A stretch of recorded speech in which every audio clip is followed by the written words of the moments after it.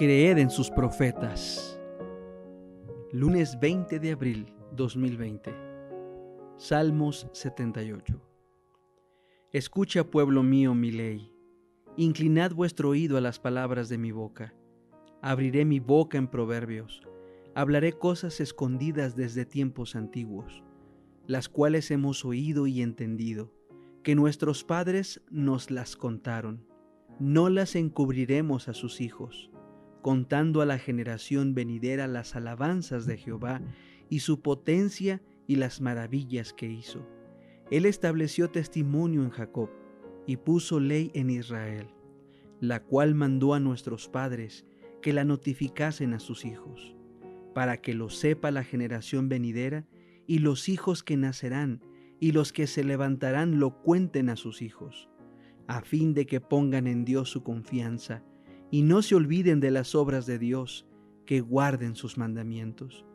Y no sean como sus padres, generación contumaz y rebelde, generación que no dispuso su corazón, ni fue fiel para con Dios su espíritu.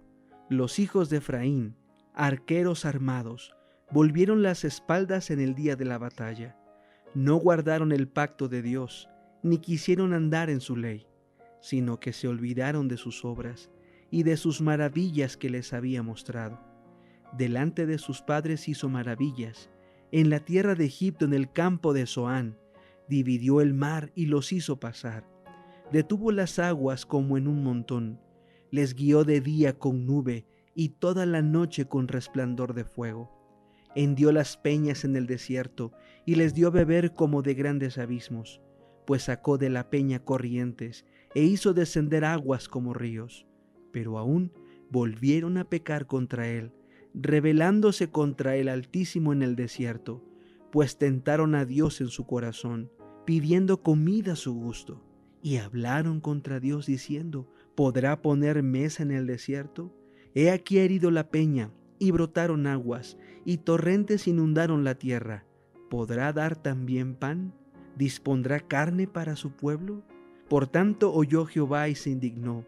Se encendió el fuego contra Jacob, y el furor subió también contra Israel, por cuanto no habían creído a Dios, ni habían confiado en su salvación. Sin embargo, mandó a las nubes de arriba, y abrió las puertas de los cielos, e hizo llover sobre ellos maná para que comiesen, y les dio trigo de los cielos. Pan de nobles comió el hombre, les envió comida hasta saciarles. Movió el solano en el cielo, y trajo con su poder el viento sur, e hizo llover sobre ellos carne como polvo, como arena del mar, aves que vuelan. Las hizo caer en medio del campamento, alrededor de sus tiendas.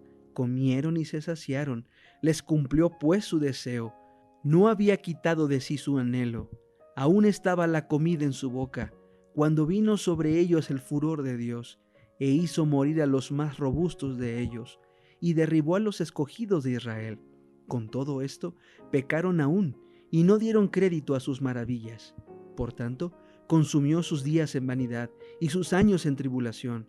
Si los hacía morir, entonces buscaban a Dios, entonces se volvían solícitos en busca suya, y se acordaban de que Dios era su refugio, y el Dios Altísimo su Redentor. Pero le lisonjeaban con su boca, y con su lengua le mentían, pues sus corazones no eran rectos con él, ni estuvieron firmes en su pacto. Pero él, misericordioso, perdonaba la maldad y no los destruía, y apartó muchas veces su ira, y no despertó todo su enojo. Se acordó de que eran carne, soplo que va y no vuelve. ¿Cuántas veces se rebelaron contra él en el desierto?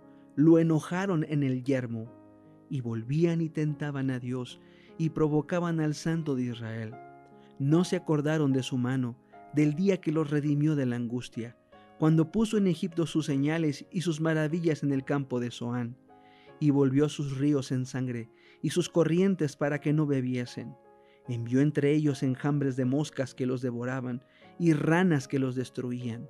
Dio también a la oruga sus frutos y sus labores a la langosta. Sus viñas destruyó con granizo y sus higuerales con escarcha. Entregó al pedrisco sus bestias y sus ganados a los rayos. Envió sobre ellos el ardor de su ira, enojo, indignación y angustia, un ejército de ángeles destructores.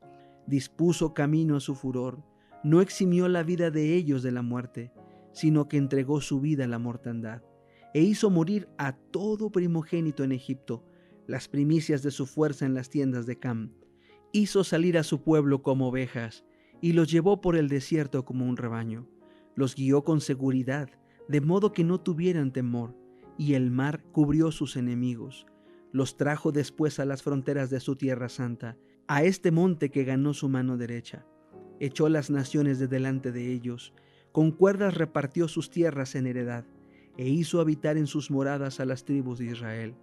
Pero ellos tentaron y enojaron al Dios Altísimo, y no guardaron sus testimonios, sino que se volvieron y se rebelaron como sus padres, se volvieron como arco engañoso. Le enojaron con sus lugares altos, y le provocaron a celo con sus imágenes de talla. Lo oyó Dios y se enojó, y en gran manera aborreció a Israel. Dejó por tanto el tabernáculo de Silo, la tienda en que habitó entre los hombres, y entregó a cautiverio su poderío y su gloria en mano del enemigo. Entregó también su pueblo a la espada, y se irritó contra su heredad. El fuego devoró a sus jóvenes, y sus vírgenes no fueron loadas en cantos nupciales. Sus sacerdotes cayeron a espada, y sus viudas no hicieron lamentación. Entonces despertó el Señor como quien duerme, como un valiente que grita excitado del vino, e hirió a sus enemigos por detrás. Les dio perpetua afrenta. Desechó la tienda de José y no escogió la tribu de Efraín, sino que escogió la tribu de Judá, el monte de Sión al cual amó. Edificó su santuario a manera de eminencia, como la tierra que cimentó para siempre. Eligió a David su siervo, y lo tomó de las majadas de las ovejas. De tras las paridas lo trajo, para que apacentase a Jacob su pueblo, y a Israel su heredad. Y los apacentó conforme a la integridad de su corazón, los pastoreó con la pericia de sus manos. Conflicto de los siglos, capítulo 33. Las acechanzas del enemigo.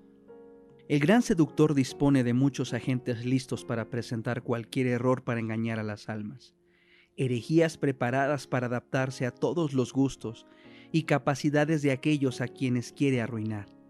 Parte de su plan consiste en introducir en la iglesia elementos irregenerados y faltos de sinceridad, elementos que fomenten la duda y la incredulidad y sean un obstáculo para todos los que desean ver adelantar la obra de Dios y adelantar con ella. Muchas personas que no tienen verdadera fe en Dios ni en su palabra aceptan algún principio de verdad y pasan por cristianos, y así se hallan en condición de introducir sus errores como si fueran doctrinas de las Escrituras. La teoría según la cual nada importa lo que los hombres creen es uno de los engaños que más éxito da a Satanás. Bien sabe él que la verdad recibida con amor santifica el alma del que la recibe. De aquí que trate siempre de sustituirla con falsas teorías, con fábulas y con otro evangelio. Desde un principio, los siervos de Dios han luchado contra los falsos maestros, no solo porque eran hombres viciosos, sino porque inculcaban errores fatales para el alma. Elías, Jeremías y Pablo se opusieron firme y valientemente a los que estaban apartando a los hombres de la palabra de Dios. Ese género de liberalidad que mira como cosa de poca monta una fe religiosa clara y correcta, no encontró aceptación entre aquellos santos defensores de la verdad. Las interpretaciones vagas y de las Santas Escrituras, así como las muchas teorías contradictorias respecto a la fe religiosa que se advierten en el mundo cristiano, son obra de nuestro gran adversario, que trata así de confundir las mentes de suerte que no puedan descubrir la verdad. Y la discordia y división que existen entre las iglesias de la cristiandad se deben en gran parte a la costumbre tan general de torcer el sentido de la verdad en las Sagradas Escrituras con el fin de apoyar alguna doctrina favorita.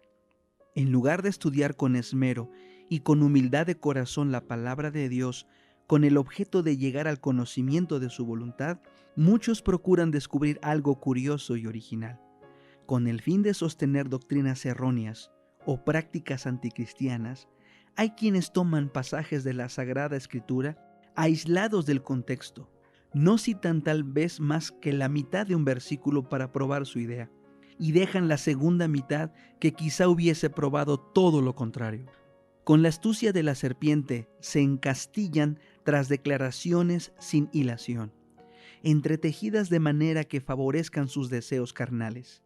Es así como gran número de personas pervierten con propósito deliberado la palabra de Dios. Otros, dotados de viva imaginación, toman figuras y símbolos de las Sagradas Escrituras y los interpretan según su capricho. Sin parar mienten en que la Escritura declara ser su propio intérprete, y luego presentan sus extravagancias como enseñanzas de la Biblia. Siempre que uno se da al estudio de las Escrituras, sin estar animado de un espíritu de oración y humildad, susceptible de recibir enseñanza, los pasajes más claros y sencillos, como los más difíciles, serán desviados de su verdadero sentido. Los dirigentes papales escogen en las Sagradas Escrituras los pasajes que mejor convienen a sus propósitos. Los interpretan a su modo y los presentan luego al pueblo, a quien rehúsan al mismo tiempo el privilegio de estudiar la Biblia y de entender por sí mismos sus santas verdades. Toda la Biblia debería serle dada al pueblo tal cual es. Más valiera que éste no tuviese ninguna instrucción religiosa antes que recibir las enseñanzas de las Santas Escrituras groseramente desnaturalizadas.